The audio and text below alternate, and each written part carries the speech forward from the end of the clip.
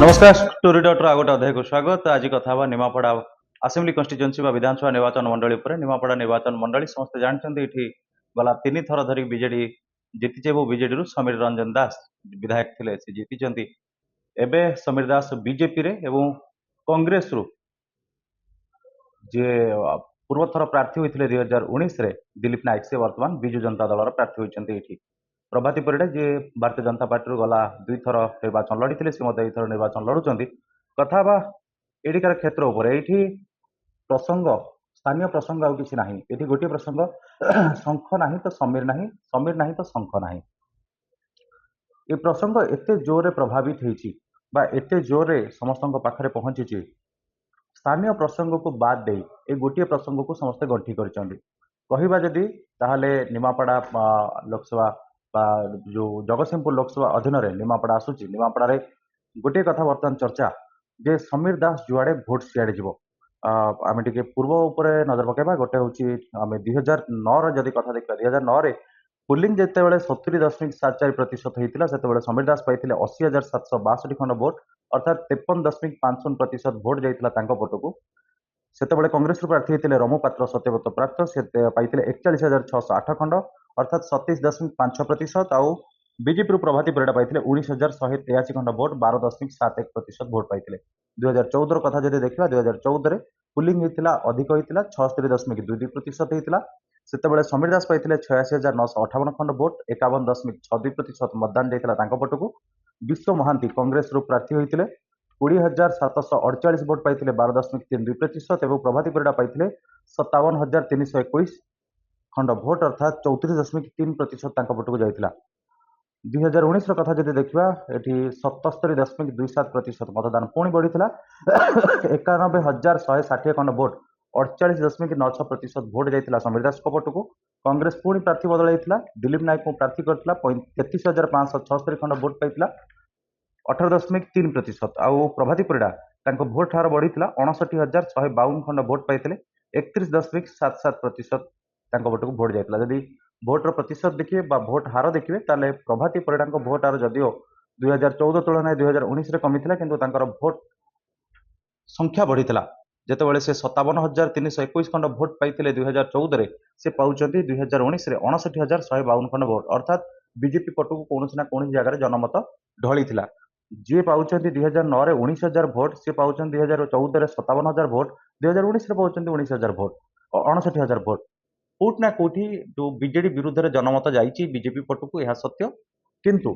Congress game changer होती सब BJD को जिते पारे गत 3 थर 2009 14 19 3 थर जाक ये प्रार्थी बदला जाइए 2019 रमुपात्र भोट पाँच रमुपात्र प्रार्थी होती 2014 विश्व महांती प्रार्थी होती 2019 दिलीप नायक प्रार्थी होती और 2024 ये सिद्धार्थ राउत कांग्रेस प्रार्थी होती 4 थर जाक कांग्रेस केवल प्रार्थी बदल निज भाग्य बदलने चेष्टा कर समीकरण बदलने चेष्टा कर अपरपक्ष देखिए पुलिंग परसेंटेज बढ़ी 70%, 76%, 77% पुलिंग प्रतिशत बढ़ी अर्थात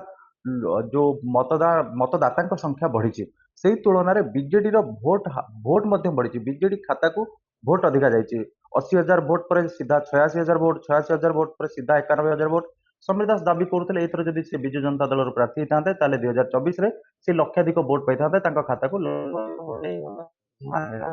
एथर किसी जन कथार जो निमापड़ा जो भली भाव में बीजेडी को गोटे अप्रीतिकर परिस्थिति गति करने पड़ा जिला परिषद सभ्य धर्मेंद्र साहू को आत्महत्या पर सन्देहजनक हत्या पर जितेबाला धर्मेंद्र साहू पर गोप्रे जिला परिषद उपनिर्वाचन होते बीजेडी हारुची और बीजेडी स्थानीय विधायक अच्छा गोप एवं निमापड़ा बीजेडी संगठन थी पंचायत निर्वाचन में भल कर जितेबाला उपनिर्वाचन हो जड़े बीजेडी जिला परिषद सभ्य देहांत पर उपनिर्वाचन होती बीजेडी हारुची कोट ना कोटी बीजेडी प्रति जो जनमत बीजेडी विरुद्ध जाइए हृदयंगम कर सर्वे कर सर्वे समीर दास विरुद्ध रिपोर्ट आसी दल दाबी कर दल पक्षर समीर दास टिकेट कटा जाइए किंतु शेष मुहूर्त समीर दास संगठन बीजेडी उपर चाप पकड़ा से विफल होगा और शेष मुहूर्त में भारतीय जनता पार्टी में सामिल होगा कोट ना कोटी बीजेडी को गोटे झटका देती सत्य किंतु बीजेपी को यह केते फायदा देव ता ऊपर समस्त नजर रही कारण बीजेपी जब देखा प्रभाती परिडा अपरिवर्तित प्रार्थी रही जहां भोट खाता ଧୀରେ ଧୀରେ ବୃଦ୍ଧି ପାଇଛି। 19,000 2009 ଭୋଟ ପାଇଥିବା ଲୋକ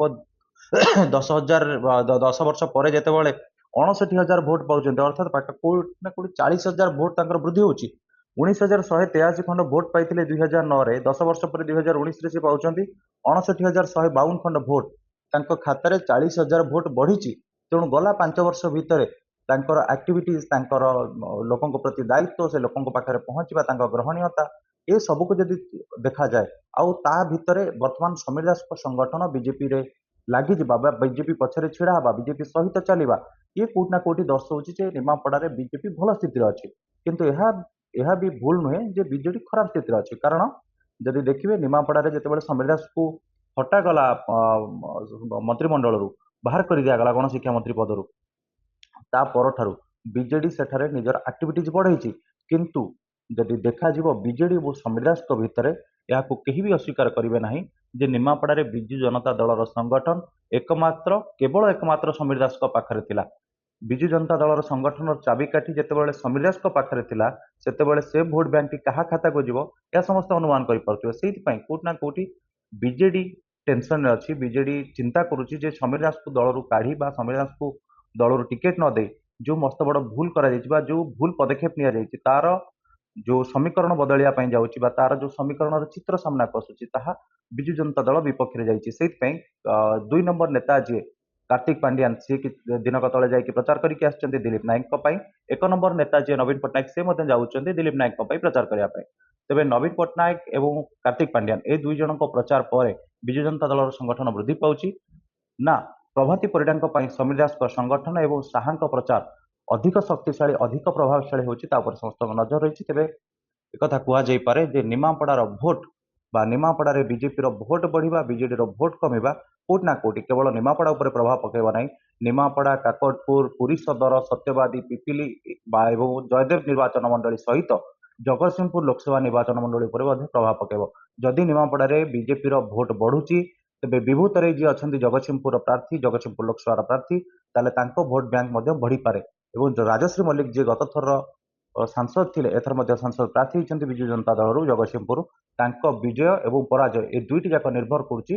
ନିମାପଡାରେ ସମୀର ଦାସଙ୍କ ସଂଗଠନ ଏବଂ ନିମାପଡାରେ ବିଜେଡିର ଭୋଟ ବ୍ୟାଙ୍କ ଉପରେ। ଆଶା କରିବି ଆଜିର ଏପିସୋଡ ଆପଣଙ୍କୁ ନିହାତି ଭଲ ଲାଗିଥିବ। ନିମାପଡା